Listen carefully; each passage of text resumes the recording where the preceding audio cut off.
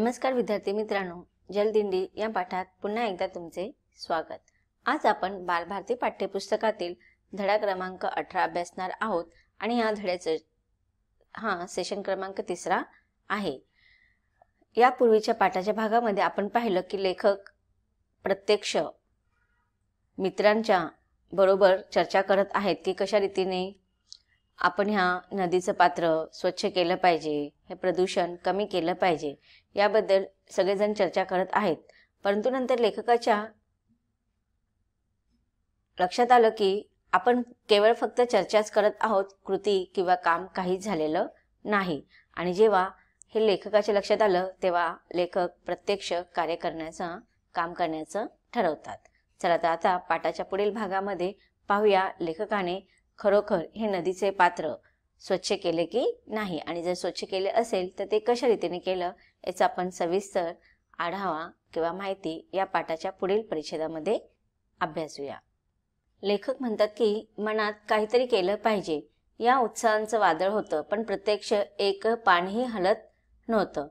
काहीही न करता हातावर हात ठेवून मी तसाच बसून राहिलो। मग आईचे शब्द आठवले, हातावर हात धरून बसण्याऐवजी दुसऱ्याच्या हातांनी काम करून घेण्याऐवजी स्वतःचे हात वापर की कचरा काढायला। आता बघा, लेखक विचार करतायत, चर्चा करतायत, सगळेजण बसले फक्त चर्चा करण्यातच वेळ घालवतायत, पण नक्कीच काहीतरी केलं पाहिजे हे उत्साहाचं वादळ लेखकाच्या मनामध्ये होतं, पण कृती मात्र थोडंही होत नव्हती। त्यामुळे लेखकाला थोडी धास्ती वाटू लागली आणि मग तेव्हा लेखकाला अचानक त्यांच्या आईचे शब्द आठवतात की काही न करता तसंच बसून राहण्याऐवजी दुसऱ्याच्या हाताने काम करून घेण्याऐवजी स्वतःच्या हाताचा वापर करायचा आणि कचरा काढायचा। मग मी उत्साहाच्या भराभर शेजारच्या झाडीत अडकलेले प्लॅस्टिक काढू लागलो। ही कृती अन्य सहकाऱ्यांना लगेच खेचून घेऊन आली। जे मी काम तोंडी समजावून सांगून 8-10 दिवस हल्लं नव्हतं ते 8-10 मिनिटात पार पडलं सुद्धा। आता बघा, इथे लेखकाने सांगितलेले की मागचे 8-10 दिवस केवळ चर्चा करण्यामध्येच गेले, पण कृती काहीच झालेली नव्हती। आणि मग त्यावेळेस आईचे वाक्य मला आठवले आणि मी त्याप्रमाणे मी स्वतःच तिथे झाडीमध्ये अडकलेले जे काही कचरा वगैरे होता, प्लॅस्टिक वगैरे होता, स्वतःच काढू लागलो। आता संत गाडगे महाराज यांनी पण काय केलं होतं की दुसऱ्यांना सांगितलं की गाव स्वच्छ करा, अगदी नाही, बिलकुल नाही। त्यांनी काय केलं, स्वतः हातामध्ये गाडगं घेतलं, स्वतः हातामध्ये घमेलं घेतलं, स्वतः हातामध्ये खराटे घेतले आणि गाव झाडायचे। आणि मग जेव्हा त्यांनी स्वतः ही कृती केली तर त्याचा परिणाम गावातील इतर लोकांवरही झाले। आणि ज्या पद्धतीने आपण लोकांना सांगण्यापेक्षा जेव्हा आपण प्रत्यक्ष कृती करतो त्याचा जलद परिणाम इतरांच्या मनावरती आणि कृतीवरती होत असतं। अगदी तसंच लेखकाने पण केला। 8-10 दिवसामध्ये फक्त चर्चाच होत असल्या कारणाने लेखकाला आता काहीतरी करून दाखवायचा उत्साह होता आणि त्यामुळे त्यांनी प्रत्यक्ष कृती करायला सुरुवात केली। आणि ज्यावेळेस त्यांची ही कृती इतरांनी पाहिली तेव्हा ती कृती इतरांना सुद्धा ह्या कार्यासाठी प्रवृत्त करून गेली। म्हणजे काम तोंडी सांगून समजावून 8-10 दिवस काहीच काम आतापर्यंत झालेलं नव्हतं आणि ते काम प्रत्यक्ष कृती केल्यानंतर केवळ 8-10 मिनिटामध्ये ते काम पूर्ण झालं सुद्धा। आता जमेल तेवढं आणि जमेल तेव्हा स्वच्छतेचं अभियान चालवायचं होतं। नदीचं प्रदूषण अनेक प्रकारचं होतं। मैल पाणी, रसायन, तरंगत बुडत असलेल्या टाकाऊ वस्तू, गाडीच्या चाकापासून ते चपलापर्यंत। आता बघा, लेखकाने आणि त्यांच्या विचाराशी जे सहमत होते असे सगळे मित्र त्यांच्या मदतीला आले आणि मग त्यांनी ते कार्याला सुरुवात केली। मग ह्या नदीच्या पात्रामध्ये जे काही प्रदूषण होतं ते वेगवेगळ्या प्रकारचं होतं। मैल पाणी म्हणजे गावातील सांडपाणी किंवा मग जे जनावर असतात त्यांचे ते सांडपाणी, शेण वगैरे, किंवा तुम्हाला माहिती आहे गावच्या ठिकाणी वगैरे शौचालय वगैरे नसतं, मग त्यावेळेस लोक त्या नदीच्या काठी जाऊन वगैरे अशा प्रकारच्या विधी करतात। मग त्यामुळे ते नदीचं पात्र सुद्धा खराब होतं। मग मैल पाणी, मग रसायन की जे काही कारखाने वगैरे असतात त्याच्यातील रसायनं वगैरे ह्या नदीच्या पाण्यातील पात्रामध्ये सोडलं जातं। त्याच्यानंतर तरंगत बुडत असलेल्या टाकाऊ वस्तू, गावातील, शहरातील, खेडेगावातील सगळ्या काही वस्तू त्या गावामध्ये नदीच्या पात्रामध्ये सोडलं जातं। आता बघा, घरातील पण पूजा वगैरे झाल्यानंतर जे काही हार वगैरे किंवा फुलं वगैरे असतात किंवा घरातील इतर टाकाऊ वस्तू असतात, ते सगळं आपण जाऊन नदीमध्ये सोडत असतो. मग त्या प्रकारचं सगळंच टाकाऊ वस्तू त्या नदीच्या पात्रामध्ये प्रदूषणाच्या रूपामध्ये वाहत होतं. गाडीच्या चाकापासून ते चपलापर्यंत सगळेच काही वस्तू लेखक सांगतायत की त्या प्रदूषणामध्ये होतं. वापरा आणि फेका या संस्कृतीला धरून जे काही आज मी वापरत होतो ते सर्व, आता लेखक म्हणतात की हे नदीच्या पात्रामध्ये जे काही वाहत आलेलं होतं की वापरा आणि फेका, म्हणजे यूज अँड थ्रो, की बऱ्याचशा अशा गोष्टी असतात की त्या आपण वापरायच्या आणि घरात न ठेवता ते लगेच फेकून द्यायचं. म्हणजे ते आता बघा, आपण रुमाला वगैरे हात पुसला तर आपण ते काय करतो, धुण्यासाठी ठेवून देतो. पण असे जे पेपरचे रुमाल वगैरे मिळतात त्याच्याने आपण हात पुसला का ते फेकून देतो की नाही, गाडीमध्ये वगैरे अशी असतात कागदी रुमालं. त्याच्या व्यतिरिक्त अनेक असे घरामध्ये कार्यक्रम वगैरे असेल तर आपण थर्माकोलचे, पेपरचे सगळ्या अशा वस्तू आणतो आणि मग त्या वापरल्यानंतर टाकून देतो. किंवा मग इतर पण अनेक गोष्टी असतात त्या नदीच्या पात्रामध्ये दिसत होत्या आणि लेखक सांगतात की ह्या गोष्टी मी सुद्धा वापरत होतो. या प्रदूषणाची अग्रणी म्हणून जलपर्णी बेबंद वाढली होती. बघा, ह्या प्रदूषणामध्ये सगळ्यात जास्त जे काय होतं ते काय, जलपर्णी. खूप म्हणजे त्याला बंधन होतं, असं खूप त्याची वाढ झालेली होती आणि नदीचा काठचा काय तो तिला रोखत होता. मग आता बघा, ह्या जलपर्णीची जी काही पानं वगैरे वाढलेली होती त्या नदीच्या काठामध्ये ती येत होती आणि त्यामुळे नदीचा काठ त्या जलपर्णीला जणू काही थांबवत होता आणि तिच्यावर डासांची बेसुमार पैदास झाली होती. मग आता बघा, जिथे असं वाहतं पाणी वगैरे असतं तिथे मच्छर, डास होत नाहीत, पण जिथे खूप कालावधीसाठी अशा काही वस्तू साठवून राहतात, मग झाडांची पानं वगैरे पण बघा ते पाण्यामध्ये काय होतात, कुजतात आणि त्याच्या आवाजसुद्धा, दुर्गंधसुद्धा होतो. त्याचप्रमाणे त्याच्यावरती बेसुमार असे डास, मच्छर वगैरे यांची वाढ झालेली असते आणि त्याच्यामुळे गावामध्ये सुद्धा रोगराई वगैरे वाढायचं भरपूर प्रमाण असतं. मग ह्या प्रकारचं सगळे अस्वच्छ नदीचं पात्र झालेलं होतं. लेखक पुढे म्हणतात की दिवसभर काम करून डोळ्यासमोरची जलपर्णी आणि तरंगता कचरा सर्वांनी काढला. मग बघा, एका दिवसामध्ये लेखक आणि त्यांच्याबरोबर जे काही सहकारी होते काम करण्यासाठी, या सगळ्यांनी मिळून पूर्ण दिवसभरामध्ये डोळ्याला दिसेल अशी सगळी जलपर्णी आणि नदीच्या पाण्यातील पात्रामध्ये जे काही तरंगत असणारा जो काही कचरा होता तो सर्व इत्थंभूत कचरा त्यांनी काढण्याचा प्रयत्न केला. कचऱ्याला हात न लावू इच्छिणारे दुसऱ्यांना बघून आपोआप आपली घृणा विसरले. आता सुरुवातीला बघा, आपण असं कचरा वगैरे पाहिलं तर आपल्याला किळस वाटतं की नाही, घृणा वाटते. पण मग आतापर्यंत जे कचऱ्याला हात लावून ते घृणा वाटत होते, पण जेव्हा इतरांना काम करून प्रत्यक्ष काम करणारे लोकांना त्यांनी पाहिलं त्यावेळेस मग त्या लोकांनी तेही सगळे मनातील किळस, घृणा वगैरे सगळी बाजूला ठेवली आणि ते सुद्धा हातभार लावू लागले, म्हणजेच मदत करू लागले.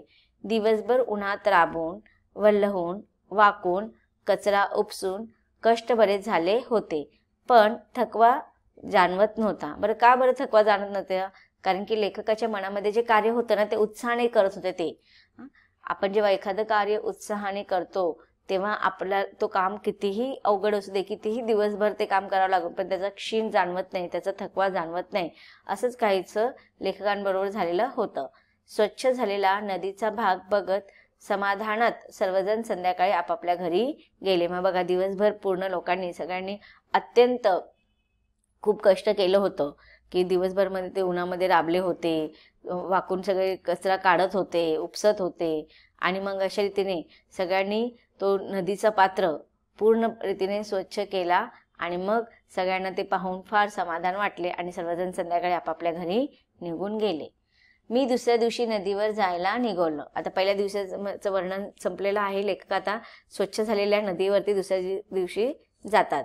ते सांगतात की मी दुसऱ्या दिवशी नदीवर जायला निघालो. डोळ्यांसमोर कालचं नदीचं स्वच्छ झालेलं रूप होतं. सुंदर काठ आणि स्वच्छ केलेल्या नदीचं जलपर्णी आणि कचरा विरहित पात्र. आता बघा, लेखकाला माहिती आहे की काल त्यांनी सगळं नदीचं पात्र अत्यंत स्वच्छ केलेलं आहे, सगळे जलपर्णी वगैरे काढून टाकलेलं आहे आणि अशा रीतीने ते नदीच्या पात्रावरती जायला निघतात, नदीकडे जायला निघतात आणि काल केलेलं त्यांनी ते जे नदीचं स्वच्छता, त्यांना ते सारखं डोळ्यासमोर ते रूप दिसत होतं. कसं रूप होतं की सुंदर नदीचे काठ आणि स्वच्छ केलेले नदीचं ते जलपर्ण नसलेले कचरा विरहित असं नदीचं पात्र त्यांच्या डोळ्यासमोर सारखं सारखं येत होतं. पण काठावर येऊन बघतोय तर नदीपात्र परत कचऱ्यानं व पाल्यानं भरलं होतं. आता बघा, लेखकाने पहिल्या दिवशी येऊन सगळं लेखकाने त्यांच्या सहकार्याने सगळं नदीचं पात्र स्वच्छ केलं होतं आणि ह्या आनंदाने ते नदीकडे येतात. पण येऊन बघतात तर काय, पुन्हा ते नदीचं पात्र कचऱ्याने आणि झाडांच्या पाल्यानं भरलेलं होतं. सर्व श्रम वाया गेले होते. आम्ही आदल्या दिवशी साफ केलेल्या जागी प्रवाहाबरोबर परत कचरा वाहत आला होता. मग बघा, आता इथे लेखक काय म्हणतायत की पहिल्या दिवशी जे काही आम्ही दिवसभर उन्हात ताणामध्ये वाकून वगैरे जे काही कष्ट केलं होतं, सगळं मेहनत केली होती, ते सगळं श्रम, ते सगळी मेहनत वाया गेली. आणि आदल्या दिवशी म्हणजे पहिल्या दिवशी जे काही आम्ही नदीचं पात्र स्वच्छ केलेलं होतं, त्या नदीच्या पात्रामध्ये नदीच्या प्रवाहाबरोबर इतर पाठीमागील नदीचा जो काही कचरा होता तो त्या प्रवाहाबरोबर परत वाहत आलेला होता आणि ते नदीचं पात्र पूर्ण अस्वच्छ झालेलं होतं. कालच्या कामाचा थकवा आता मात्र लगेच जाणवू लागला. आता काल त्यांनी जे उत्साहाने दिवसभर काम केलेलं होतं त्या दिवशी त्यांना थकवा जाणवला नाही आणि त्यांनी जे कार्य केलेलं होतं, जे काम केलेलं होतं त्याचा आनंदाने आणि अतिउत्साहाने केल्यामुळे त्यांना तो थकवा जाणवला नाही. पण दुसऱ्या दिवशी एवढं काम केल्यानंतर, एवढी मेहनत केल्यानंतर पुन्हा तेच प्रदूषण जेव्हा त्यांनी पाहिलं तेव्हा मात्र त्यांना काल केलेल्या त्या कामाचा थकवा जाणवू लागला. रात्री अंथरुणावर पडल्या पडल्या माझ्या मनात विचार आला. गाडी, वाडी, गावापासून कसबा, नगर व आज महानगर ही वाढ होताना आधी जर नदीकाठचा विशिष्ट रुंदीचा पट्टा फक्त वनराईसाठी राखला असता तर सांडपाणी शुद्ध होत नदीत गेलं असतं. माझं बघा, लेखक ते सगळं बघतात आणि पुन्हा घरी येतात आणि जेव्हा रात्री अंथरुणावरती ते पडतात तेव्हा मग त्यांना ते अनेक विचार त्यांच्या मनामध्ये रेंगाळू लागतात. मग ते विचार करू लागतात की आज छोट्या वाडी असतात की नाही, वाडी, मग नंतर गाव, मग तो गावाचा कसबा तयार होतो, मग कसबाचं नगर आणि नगरचं मग महानगर, असं म्हणजे एक एक टप्प्याने विकास होत जातो. मग लेखक म्हणतात की असं या छोट्या वाडीपासून तर महानगरपर्यंत ही वाढ होताना जर नदीकाठचा विशिष्ट रुंदीचा एखादा पट्टा किंवा एखादा भाग जर वनराईसाठी म्हणजे जंगलासाठी वगैरे वेगळा राखला असता तर आपण तिथे काय केलं असतं, सांडपाणी तिथे साठवलं असतं आणि नंतर तिथेच ते सांडपाणी शुद्ध करून मग ते नदीच्या पात्रामध्ये गेलं असतं आणि ते पाणी झाडांसाठी खतपाणी झालं असतं. म्हणजे लेखकाच्या डोक्यामध्ये एक विशिष्ट प्रकारची कल्पना इथे घुंगावू लागली की ते नदीच्या पात्राजवळचा एखादा पट्टा आपण सांडपाणीसाठी ठेवायचा आणि मग त्या सांडपाणीमध्ये आलेलं जे पाणी आहे ते तिथे स्वच्छ होऊन मग ते नदीच्या पात्रामध्ये गेलं पाहिजे आणि मग ते सांडपाणीमध्ये जे काही अस्वच्छ असलेले कचरा वगैरे राहणार ते आपण काय करायचं, झाडाझुडपांसाठी खत म्हणून त्याचा वापर करू शकतो. म्हणजे असंच पुनर्वापरणार पद्धतीने झाडी ही फोफावली असती व नदी पात्रातून येत शहरात पसरत येणारी हवा ही शुद्ध राहिली असते. मग आता इथे लेखक म्हणतात की याच्यामुळे काय झालं असतं की झाडांसाठी सुद्धा खतपाणी तयार झालं असतं आणि त्यामुळे आजूबाजूची नदीच्या काठची झाडं पण छानपैकी वाढली असती, कारण की त्यांना खतपाणी छान मिळणार की नाही. मग आणि नदीच्या पात्रामध्ये जी शहरात पसरत येणारी जी हवा असते ती सुद्धा अत्यंत शुद्ध राहिली असती. आता का असं म्हटलेलं आहे, कारण की नदीच्या पात्र जर दूषित असेल आणि त्या दूषितेमुळे त्याचं प्रदूषणयुक्त पाणी आणि त्याचा हवा सुद्धा शहरामध्ये प्रदूषणयुक्तच येणार. त्यामुळे लेखक म्हणतात की जर नदीचंच पाणी शुद्ध असेल आणि त्यामुळे हवा पण कशी असते, शुद्ध असते, मग तेच नदीचं पाणी शुद्ध राहिलं तर त्यामुळे शहरामध्ये पसरत येणारी हवा पण कशी राहणार आहे, शुद्ध राहणार आहे. भूतकाळात केलेल्या कामामुळे हा वर्तमान आहे. तर आता लेखकाला ह्या गोष्टीची जाणीव होऊ लागली की हे सगळं आहे ना आपण अगोदर करायला हवं होतं. ह्या सगळ्या भूतकाळातील गोष्टी आहे आणि भूतकाळामध्ये आपण ज्या काही गोष्टी केलेल्या आहेत, ज्या काही चुका केलेल्या आहेत त्याचा परिणाम आज आपल्या वर्तमान काळावरती होत आहे. मी व्यक्तिशः व माझ्या आधीच्या पिढ्यांनी केलेल्या कामामुळे आज मी इथे आहे. तर आता लेखक म्हणतात की हे जे काही आज आपल्यावरती प्रदूषणाचा जो काही विळखा बसलेला आहे, त्याच्या व्यतिरिक्त अशुद्ध हवेचा जो काही आपल्यावरती विळखा बसलेला आहे त्याचं कारण म्हणजे स्वतः मी आणि माझ्या आधीच्या पिढ्यांनी ह्याकडे दुर्लक्ष केल्यामुळे किंवा स्वतः ह्या प्रदूषणामध्ये प्रत्यक्ष अप्रत्यक्षरित्या सहभाग झाल्यामुळे ह्या सगळ्यामुळे आजची ही अवस्था झालेली आहे. आणि लेखक पुढे म्हणतात की भोगा आता गतकर्माची फळ. गतकर्म म्हणजे अगोदर केलेली कर्माची फळ आता भोगा. म्हणजेच मग लेखकाने ते मान्य केलेलं आहे की जे मी किंवा माझ्या अगोदरच्या पिढीने जे काही चुका केलेल्या आहेत त्या चुकांचा परिणाम म्हणजे आज पसरलेलं हे प्रदूषणचं विळखा.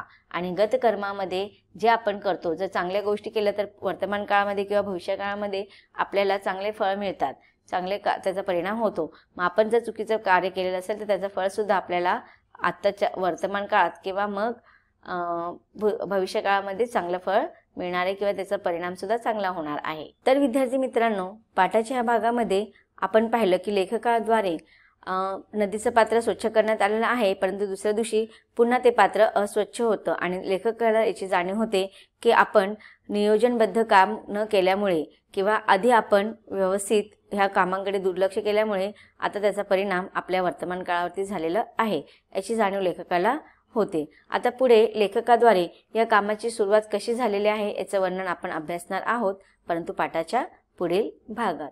धन्यवाद.